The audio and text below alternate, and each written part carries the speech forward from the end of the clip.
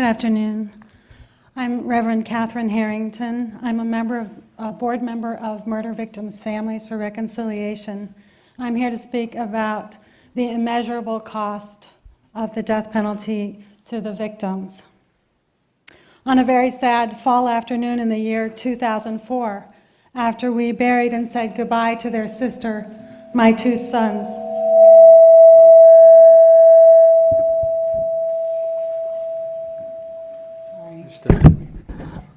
Go ahead. Okay. My two broken-hearted sons took me aside at her funeral and said, "Don't even think about protesting the death penalty."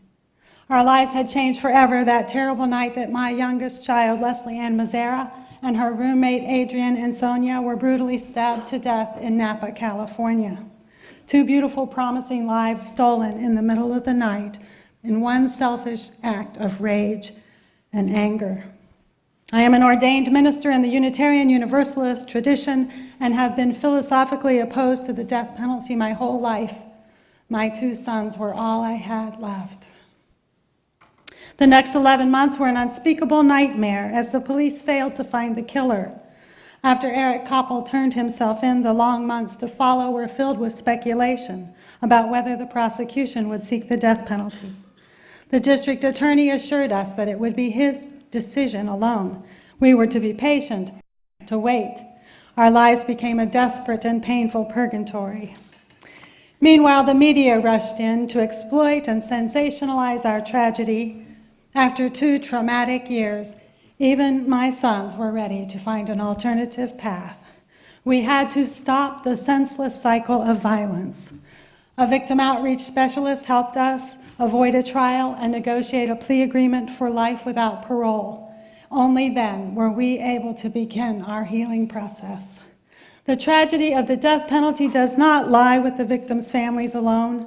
The most haunting and woeful scream one warden said he ever heard was that of a condemned man's mother seeing her child put to death.